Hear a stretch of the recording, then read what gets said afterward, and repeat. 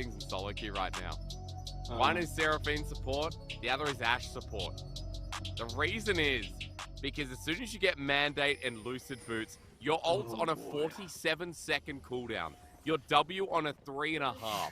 It is so silly. It is so, like, comedic.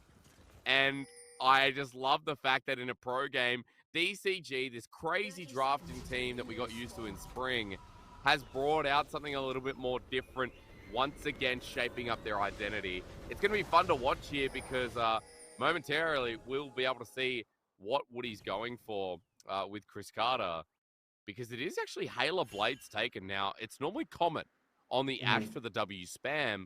Interested to see as we go down. Yeah, it's still an Ashe support, so looking maybe more at an AD base. Oh, well, here we go. I'm, you know what? I'm going to let you lead on this one because you are the poke support master. I'm very interested to see how this works out. So, right off the bat, I want to say I actually do favor DCG's composition. I feel like their composition has a much clearer focus on what they want to do with this composition. However, this bot lane has to be played to perfection. This is one of those bot lanes that if it goes sideways, it can go sideways pretty fast. So we already see Gemini starting out on the top side. He's going to be heading bot lane, and you have the early wards down to make sure that there is no level 2 gank from the Wukong. So we're most likely going to see some sort of shove here from CFO, bounce back into a potential gank. As I say that though, Gemini going for an unexpected play. Maybe they did catch out the Wukong somewhere, and Gemini instantly going to go for the thing. Yeah, because it's a real quick play. Gemini not even thinking twice about it. You're right. There must have been some kind of information. And for DCG, Hana working his way up to the top side. So this will be kind of interesting to watch this play out. As Gemini, Clement, you and I were singing his praise. I think it's a bit of story time because this guy, his least in the last game or even the debut game, it has just been so slick to watch. And I think probably shaping up to be the best jungler this split so far. I definitely concur with you right now. I feel like in the past, you definitely would have said River is always filling up that slot just because the team overall success was better. But I feel like Gemini has always been sort of overdue for an MVP. I feel like Gemini has been our best jungler in just individual performance. Sure, like I feel like he's had some pretty bad games in the playoffs, which is kind of what's kept him behind in terms of the recognition. But when you look at these early games and who is still left playing strong Lee Sin early games in the league, you have to hand it to Gemini. He's pretty much the only one. I mean, the strong Viego gameplay as the ward spots out Hana here. So now into the bottom side, spotting out that simple ward, but it is also going to be getting a double ward treatment with 2 in the river already seen. You can see that Gemini is able to get the scuttle, go back to his camps, and start clearing up towards the top side, while Hana has used this to try and impact top, Clement. Yeah, and Rust is pretty far out here, but he's going to spot Hana.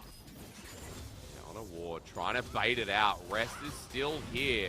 Heals up, and Hana's able to get some trade off, but the burn is nothing more than a half HP trade, so Rest still plays with it, but Hana goes to take away some more camps. This is beautifully done by Rest. Look at his wave. It's pushing in. The ward was spot on, catching Hana right outside the brush here. So Rest is still in a relatively comfortable position with Leaky going a bit low, unable to hit the Mega Gnar in that trade. So Rest is still able to guide him away. This is rather comfortable. You know, I don't think he's in range of getting bursted down anytime soon, and Gemini is on the way to help out. I mean, enough mana for a spell rotation of W, and Gemini, as you said, is heading out here pretty quick. Red buff is there and available, but Gemini's just going to go and take it. He's making sure that Hana's still gone, but into the brush, trying to spot it himself, and Hana just has to back away. The true alpha of the jungle this game is once again Gemini, and Clement, his camp's available. Lead him to another topside invade if he wants it. Leads him to punish mid, punish top, as the wave's in a great spot. Like, CFO, this is what we complement. Solo lanes and jungle just seem to be on a different level. Oh boy, this opening from Gemini is definitely just a chef's kiss. You know, he gets the early invade down. The coordination with the top lane is just so beautiful to watch. I honestly think Rest had those minions in the pixel perfect position. He had the ward in the right place. He wastes time from Hana, makes him stay there, and then Gemini comes in with a level lead plus an item back. And, you know, that's just, well, I guess there's nothing for me to do right here. He's even going to catch Hana on the other side of the map at the same time. This vision, it just hurts so much. Watching Hana lose absolutely everything. Gemini continues walking down. Krugs are there too. And he's making sure that Hana's not going to try and contest the rest of his jungle. So as that Wukong goes up towards top side once again, Gemini puts himself in the position to threaten the bottom lane that we didn't get to talk about, Clement. This Ashe support with Seraphine AP carry. It's been in an okay place, but now that Gemini's here, the threat is going to make it a little bit more difficult. So we're gonna watch the jungling once again. Let's see if Ashe actually just misses. Right. So he sees that the camps are up. Doesn't spot Gemini whatsoever, and I guess the observer is trying to show us that DCG was very well aware Gemini was somewhere in their bottom quadrant. If you look at all of the camps, and Gemini isn't on any of them, despite all of the camps are being up, your logical conclusion should be that yeah, he's invading. He's somewhere there. You're right. So maybe logics don't come across as Hana is once again in the topside position, but getting away the smite's good. However, Rest is level 6 and that ulti available stops any kind of trade that comes through. He's going to back once again. He dropped a control ward in, trying to get his own vision here, but a DCG through their jungle right now, still not looking the best. Clement, I want to say, however, that at least the CS gap up in the top side for Leaky is doing what it should, and Bot hasn't exposed any weakness through the laning phase that you said was crucial that Chris Carter and Woody get through. Exactly. So to talk a little bit more about DCG's setup, they will lack a bit of damage when it comes into the late game. You have support Ashe, you have basically another support in Chris Carter, so they really need to get things done in the mid. And I think this is the most critical part where we're gonna come, we're gonna start seeing really early on. We're almost at the point of the Herald right here, so we have to pay close attention to how these lanes are getting pushed out again. And right now it seems like CFO definitely have the advantage here, at least with the vision. I mean, it's easy to say. Hunter over the wall. He's got a smite. Oh no, he doesn't. It's actually on cooldown as well. Gemini hit 6 off of the blue buff. This time, Hunter had to watch it go down. I mean, this jungling is brutal, and it's just perfect timing that Hunter just can't keep up with. And Clement in front of the Herald especially, Hunter has to go back down, and Gemini's just going to say, well, that's mine for free. They don't have to sacrifice anything. Yeah, this makes things really tough for DCG because they're relying on these objectives to snowball. If CFO just take them for free, that means CFO get the scale on. Like, they don't need to force anything, but in comes the ults. Okay, well, it's good. At the very least here, Chris Carter burns it out, and yeah, the trade on Atlan and Koala is good as a response here, but it is a center lane with a Tarm, so healing will be sufficient. The Gemini gets Herald all by himself, goes back to his camps. We look at the top side, and the trading begins. With Rest ulti still held, Leaky's already burnt his own into the Mininar. He gets the range as Rest is still holding onto the Divine Judgment. Burns it to get a bit of a turn, and Leaky flashes away. Respect granted. And now Gemini here just in case. Interesting. I don't think he would have died. Ooh, really going low. Koala with a good tongue lash there. The piercing darkness flies through, and so does the Dawning Shadow. A couple of ultis burned across the map now, Clement, and teams are trying to brew this into a bit of force, but still for CFO, you call that a worthy trade across the map. Yeah, overall, I do think CFO actually wins out on the top side. Mission getting caught, though. Okay, here's the flash. Maybe it's not a win for CFO overall, though, as Mission with a Justice Punch, but it's an ulti burned, and Harder must feel good about making impact in the game as Nesty picks up first blood. Finally, so many trips top, not amounting to much, but he does catch Mission out of place in that one. Mission looks like he was trying to look for an angle, use the hero's entrance, just gets caught out from his own side of the jungle. So nice find over there, and I think the most important thing is that with that kill, we should see DCG being able to push all 3 lanes ahead. They should have tempo in all 3 lanes, and that means they can transition to the Drake. I don't think CFO are going to try and contest this one. Like, it's just such a strong position coming in here. into the next Drake in about 90 seconds.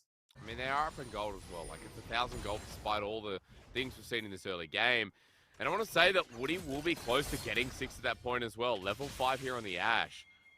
And Clement, I haven't seen Halo Blades before, but at the very least, it does still look like it could be a mandate start. However, there are Swifty boots here, not Lucidity. So Woody could just be another form of damage here for DCG as he now picks up his ult. I think the idea here is he's actually just going to walk into your lane and slow you down so much while the laner wails on you. So, interesting way to play this one. You know, I think this is going for the damage build definitely. I think it's a little bit more viable than the AP sort of builds late game. Like, yes, you do get a 40-second Ash arrow, but do you really need a 40-second Ash arrow? Like, you're not really going to cast it twice. Well, it depends. It depends. You are right, though, because honestly, utility is always important, but you're already talking about damage. And in this game especially, I agree. What damage you're going to have is Leaky in the top side says that kind of damage is going to come through, but Rest still survives it without having to burn his ulti. It's another couple of moments where Leaky has shown prominence here in the laning phase. And coming back to your point, you said that this should be DCG's Dragon. It's just spawned. They've yet to pick it up as we're getting engaged in the mid lane, but it will be a 2v2 if Gemini commits. Yep, Gemini has already been spotted out here, so I don't think DCG has CFO have a chance into this one. Koala also getting low, so this should be DCG's time to just pull the trigger here. I think they should walk into this one super confidently. Rest's TP is almost up, but it's still a ways off, and like we said, I just don't see CFO being able to contest any of these. And the Hextech Drake definitely quite a strong one here. We're going to take a look at what the Soul is going to be next here. I feel like if you're a DCG, you really want something that grants you immediate power running into people. So I feel like Mountains, it's not going to be Mountain either. Like the Ocean Drake is kind of the worst one for them, but it's the one they get.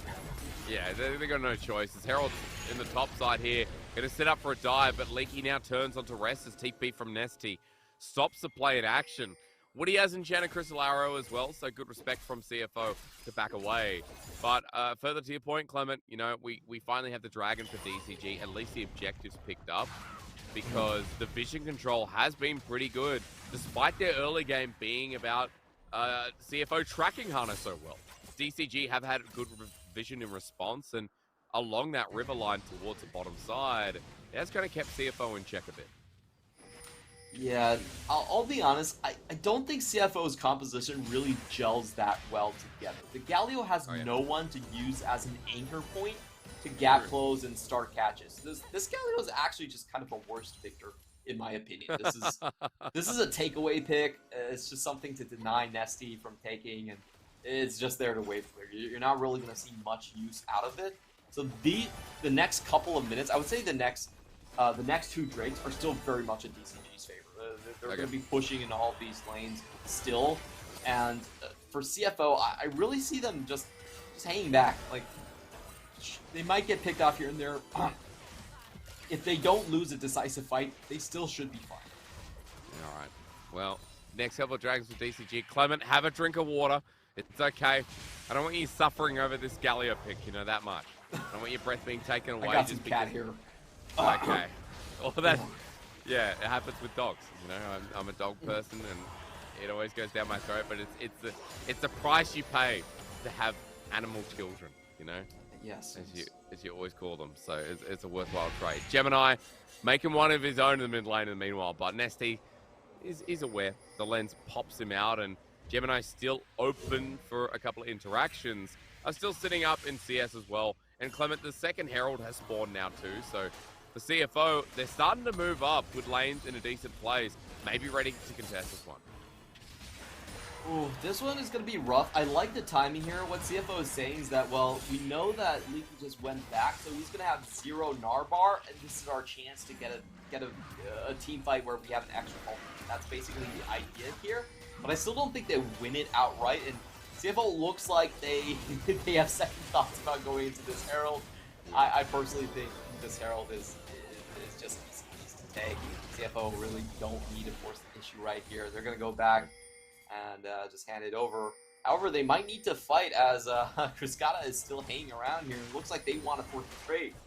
Especially with Atlan and Koala committing to the bottom lane turret. There's good river vision this time for CFO to the spot DCG, but it's obvious they're sticking around to the mid lane as TP is going to be burnt on the turret. As Riptail charges through, Koala's lucky to get here, but he has to burn a flash. That TP, Clement, not very good. The CFO using a couple of resources to try and defend a turret that died in a breeze. Yeah, that was a bit of a head scratcher right there. I felt like CFO actually made a rotation mistake. Atlan and Koala didn't really need to go all the way bot again. They wasted a lot of time making that maneuver, and to be honest, the plates are already gone. They didn't even have time to take the full tower down there, so I just feel like that was more of a macro mistake on the side of CFO. Their bot lane was out of position. Not much, not much we really say that CFO. I don't know. We're saying a lot in spring that CFO were like this weak macro team because it's not like they have been in this game, right? Like the early game has been pretty smooth. Rest lane setup's been great. Playing around Gemini. I don't feel like there were many games last split where we had criticism like we just did of Koala. Yeah, I think CFO has always been. How should I put this? They have so many good players that they kind of rely on intuition and trust across the board. Like we've even seen in their documentary, they're just not the most talkative team when it comes to critical moments. And, this is something that they reflected upon a lot in their double best of fives versus PSG. It's just that in critical moments, sometimes you need to talk it out and make sure everyone's on the same page here. And I think there's definitely something that they're going to have to fight through. CFO, if you look down their roster, their only member that talks a lot is actually Gemini. The rest of the players are known to be more on the quiet side. I mean, you can see through these comms, like, watching Gemini's cam, he really is the only person moving his mouth, so... Up to that point, exactly. Now, Dragon, you said, was going to be DCG, so we know this early game is going to be a bit slower. As TP's turned in the top side against a turret that has also fallen down. Nesty doing the exact same thing that Koala just did, while Rest gets a free turret in exchange for the Dragon. So, great for CFO with the game pace that's going on as Crown was picked up here by Mission. Does a good job of denying something against Leaky, and he'll just move back to the turret and defend for now. So, Clement, yes, Herald, yes, Dragon, but CFO aren't that far behind in gold, and you did say that DCG, their damage is going to struggle a bit as we get past the mid-game and into the late game. And, this game has been pretty calm, and it hasn't been like it's blown open against CFO. Yeah, what we really need to pay attention to is, can they actually kill Rest quick enough? I have my doubts about that. He's getting protected here by the setup, by the Tom Kench. Yeah. He has a Galio to zone, so I think it's going to be really difficult. I don't find DCG's composition to have the sort of sustained damage to really take down Rest, and he's ticking up quite quickly. He's already level 12. He's going to get the Om Wrecker, so that's a lot of Omni Vamp going into his build as well. The Om Wrecker, Clement. Not the Om Wrecker. I'm sorry, the Rift. No. Rift Maker. That Om Wrecker is much better. You're right. He should get the Om Wrecker as his second item. Should have been a mythic. My bad. Right, we're thinking. It would have been so toxic if that item was a mythic. Just think about how bad Hullbreaker was, and then you put Omraker, make it a mythic. I'm glad they didn't do it. Get the Nasus mains, the Yorick mains, continue back. I don't know what else you build it on, maybe a very Troll Tryndamere build. But yeah, look, further to the point, that second item, Cal, that does start spelling a bit of disaster. We've already seen that Gemini's ahead in items here with his early jungle lead that we all watch play out. And, we are getting mythics across the board. So on the other side of DCG, we are getting that valued strength, Clement. And, we have we have a double Imperial Mandate team. And I'm kind of wondering, like, who props it as? I'll ask that in a second because Leaky's caught out. Justice Punch and Skidoosh. Here we go. Gemini's down. The whooshy finger hold. And just like that, CFO get one. Hana trying to get another, but it's a Tom Kench. And look how deep they are. They're going to run. Yeah, a lot of summoners burned here. So in general, the trade is that DCG did end up losing one extra member, but they got every flash on the side of CFO. The next Drake fight is going to be absolutely massive. I don't think CFO want to go into a situation where they have to play around the potential for an Ocean Soul coming up. It's not a do or die Dragon Soul for them anyway, but ooh, nasty. Yeah, and he has a stopwatch, so remember that can buy him some time as Woody's coming in, but it's a support Ash without the arrow.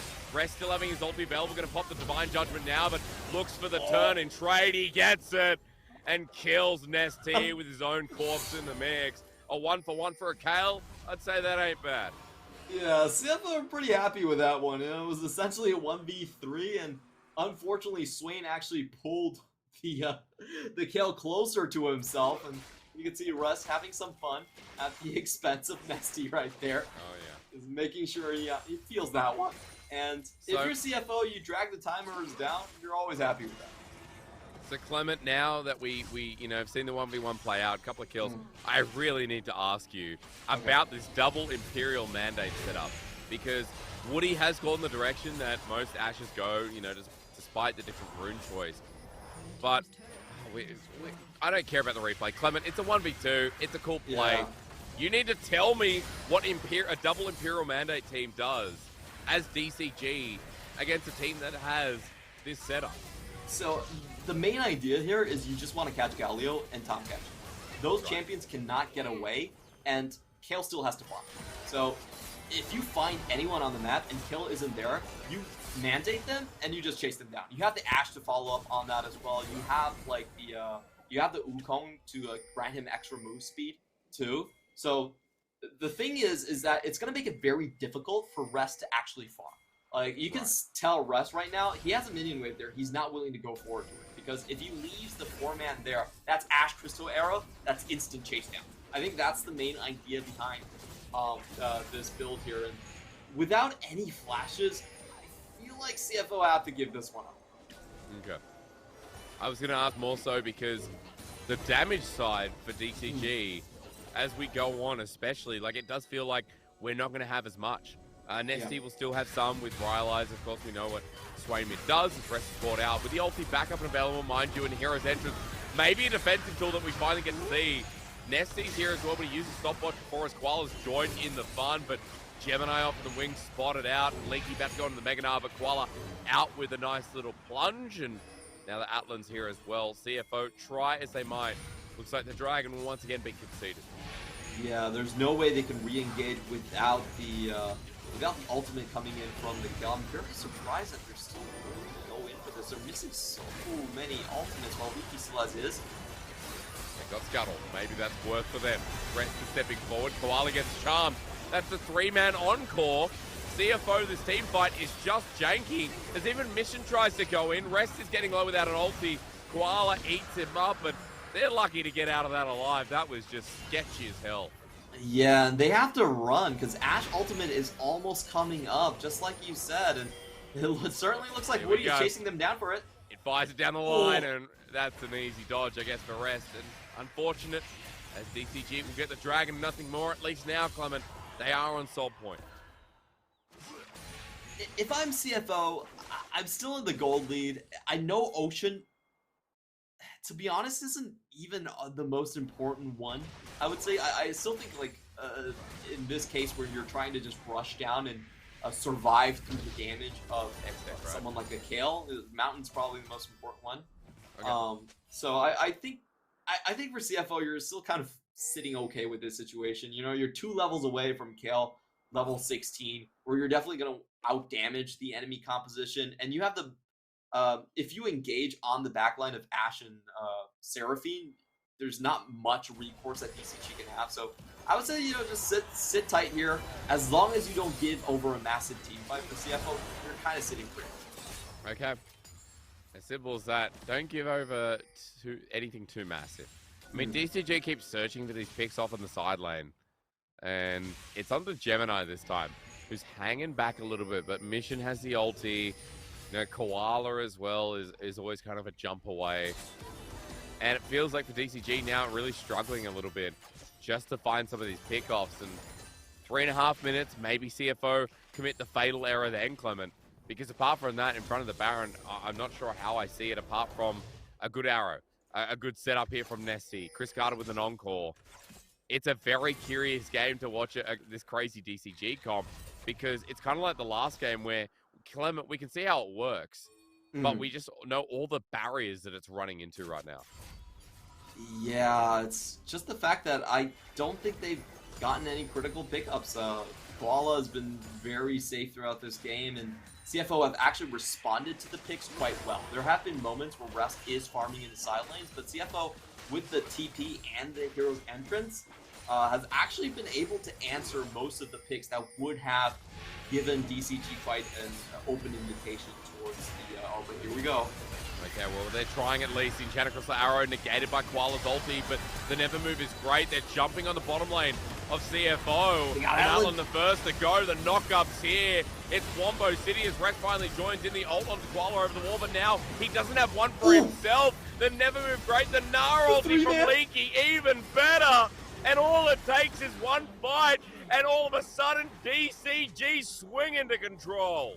That's the chase down we wanted to see right there. No hesitation from Nesty. Flashes up the ramp, closes the distance, and he does have the Rylai's to continue sticking on the target right there. So it might have taken 3 ultimates just to get the fight going, but they did it, and CFO were not in position to respond. They weren't grouped up.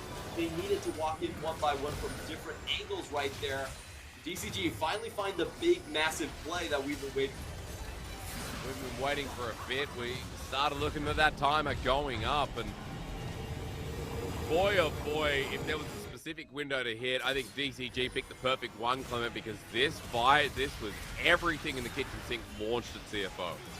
Yeah, I have to criticize the positioning here by CFO's bottom lane, walking right in front of the enemy against a Seraphine Ashe.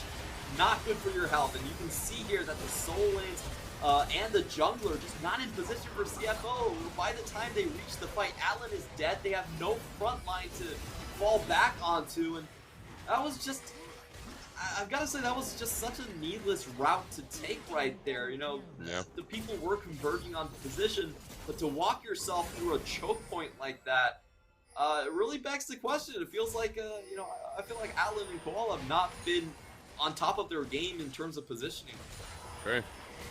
It's a rough move from CFO's bottom lane. It was scattered, and at the start of this game, I was like, well, I don't look at CFO and go, oh, there's a big macro problem, but what we just saw there was a big problem, Clement. And for DCG now, with Baron and an almost 3k gold lead, they've got an Ocean Soul that, with this team finding more fights like that, yeah, it's not as great as the Souls we talked about, but hey, for a team that has a Swain that's unleashed, for a team that wants to run at you and stay in combat, it's still not the worst Soul that DCG could get. Of course, definitely not going to be the worst one for sure. Honestly, if they can chain CC, Kale up, and keep the fight going for a long time, then they're going to get massive amounts of value. And the most important thing about this Baron, though, is they can snowball a ton of gold and make this fight about that Elder Dragon. I feel like Ocean Soul is a make or break, but Elder is still going to be a must play for CFO. I do think that Rest is going to get a level 16 by that. I'm pretty sure about that. We know it's still 6 minutes off, so definitely going to be the case right here. But the amount of towers that DCG are going to take in the meantime could make this super dangerous. The amount of map control they get, the amount of potential for them to get catches before CFO can get grouped up is going to make the Elder Dragon that much easier. And they've got all those ultis back up and available as well. Woody's ulti is going to be off the cooldown by far, as now appearing in the mid lane as well. Leaky off on the wing too. He hops on over. The arrow connects onto Atlan. Forces the ult from Koala, as that Encore was a little bit shy at late. As that one gets out alive, but DCG once again, a couple of tools used. That Ash Arrow on about a 40-second cooldown, Clement, maybe a little bit more at this point. So the threat's always there as CFO have to back off, and Leaky finds a quick jump in. Hero's entrance defensive here as Leaky's gone too far forward. I just don't know what they were thinking, and another DCG now TPing in. They've found a pick. I don't know about this fight. Mission getting low. What a mess, Mr. Chu. Yeah, Leaky falling down there. He does get the tower he needed to, and the Baron buff did go down in the meantime. So, not the biggest of losses there, but you definitely don't want any of that gold going over to the enemy team at this point. So, as the dust settles down, let's take a look at the gold lead so far. We have a 4,000 gold lead going in to a level 16 Kale at Elder. That is the biggest thing that is happening on the map right now. Yeah. And to look at things, I still think it's going to come down to mainly positioning. I feel like DCG at this point, they do have the stronger map control. They can group up. They're forcing all lanes. So if they use this wave, push bottom and mid all the way, and then just control the ramps with the Seraphine ultimate and with the never moves coming in from Swain, they should have a very punishing position right here. I honestly feel like Rest has to flash into the team fight to get things going. True. I think it's a valid point. Talking about the chokes as well, like Chris Carter connects, Nesty connects, Woody gets an arrow. It all spells doom. There's so much slowing. There's so much immobility caused by DCG's comp. Clement, that engage is, when CFO walk into them, so much more deadly too. So kind of worried here for CFO as Baron spawning in a minute 30, that Elder in 3 minutes 20. For now, they've been given a bit of time, but as we've seen in the past couple of fights, now with DCG having a firm grasp on this game, that lead might not be enough, and DCG, especially with their vision control that they're starting to enhance, looks hard for CFO to stop them from walking into those chokes. Yeah, and the Baron is going to be a big issue here as well. If Baron goes over to DCG just with the wave push, I don't see how CFO can really contest this Elder. So this is going to be a fight where CFO are most likely going to have to take. Rest gets, I think, one last buy here. Let's see what items he's able to complete. He did have to go for a Banshees, which does cut down his damage quite a bit here as well. And yeah, I think CFO have to contest this one. So let's see how they use their blue trinkets and how they scout this area. They do have the Umbral Glaive, so it does give them a little bit more wave vision clearing position as they head into the Baron pit. There's so many wards. Control ward top side, just in front of them there. That's still not being spotted out, as it looks like it's around a bend. And CFO still playing very scarce. Like, yeah, the ramp, Clement, it hurts so much. Leaky going to walk up here with the rest of his team, and even towards their own jungle right now, CFO with Baron spawning have struggled to get through this little chokehold that's been created, and even here towards mid. Never move on top of Koala. A double Q from Chris Carter, and it's not about the damage here, but the slow comes through nevertheless. DCG clear the wave, and now towards the Baron dance we begin. Yeah, and Rust really is highly reliant on staying in combat to get that true damage. He doesn't have the magic pen in the build. DCG still need to play careful, but they can kite this out. They do have the Ocean Soul, and they have the percent HP dots running here as well, so they can actually play a poke game in this situation. I think for CFO, the best scenario here is actually to drag this out until the Elder is up. So you split focus on DCG, and then you make sure you don't have to walk through these situations. And they're doing that now. Koala can step forward by himself, but as the Tom Kench meets 5 members, he flashes, eats up the center, but that won't save his life. The arrow with the follow-up as well. Woody beautiful on this support Ashes. Now the route back mission, trying to get out of there in the nick of time, but it only gets him a bit of distance. TP right to the mid lane. They can't clear the mid wave. And Clement, the timing won't work out with Leaky about to go into Meganar too. As he follows over, CFO are a mess. This is a 3-1 team sitting up high in the standings of DCG and making them look foolish here on the 0-3 PCS Kale, heading up 0-4 in the league. Gemini, as he dies, it's just telling a story right now. TP to get out, the never move will be stopped by the Banshees, but they're in front of an Elder, and DCG continue to have the map.